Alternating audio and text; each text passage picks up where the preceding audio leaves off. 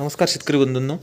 आता आपल्या PCM प्लसचं जे मॉडेल आहे त्याला प्लग दिलेला आहे बघा. तो बऱ्याचशा शेतकऱ्यात झटका मशीन लावलेली असते आणि लाईटची गरज असते. आता आमच्या इथं एक केस आहे, समजा म्हणजे एक कास्तकार आहेत, तर आमच्या घरचंच शेत आहे ते.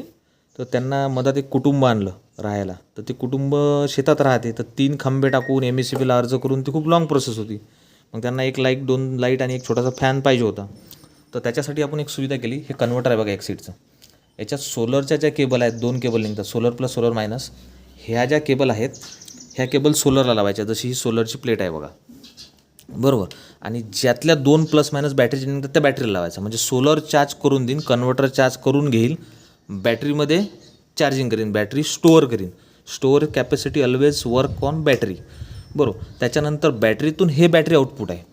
हे बघा, हे मार्केटला अवेलेबल होते, कारण हे 350-400 रुपयापर्यंत भेटून जाते, 350-400 रुपयांना. आणि ही चायना असते, याची वॉरंटी वगैरे काही नसते बघा. हे जे आहे हे ब्रँडेड लावावं लागते, कारण आपल्याला हे लाँग टर्म सोल्युशन आहे. हे कन्व्हर्टर जे आहेत ना, हे नेहमी चायनाचेच येतात. हे ब्रँडेड काम याच्यात होतच नाही कन्व्हर्टरमध्ये, कारण याच्या प्लस मायनस जर शेतकऱ्याने उलटे केले, कोणी गड्या माणसाने लावलं, तर याच्यात पटापट उडून जातात ते. हे जे आहे हे ब्रँडेड आहे बघा, याची वॉरंटी राहते 6-6 महिने. आणि बॅटरी जर मोठी लावली तर बेटर. तर अशा वेळी आपण यात प्लग दिलेला आहे प्लस मायनसचा.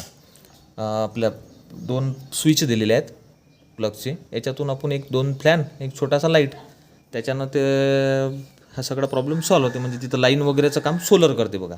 आणि हे लाँग टर्म आहे सोलर, कारण बॅटरीची वॉरंटी राहते सोलरची तर 15-15 वर्ष राहते. तर असं सगळं आहे बघा हे. थँक्यू.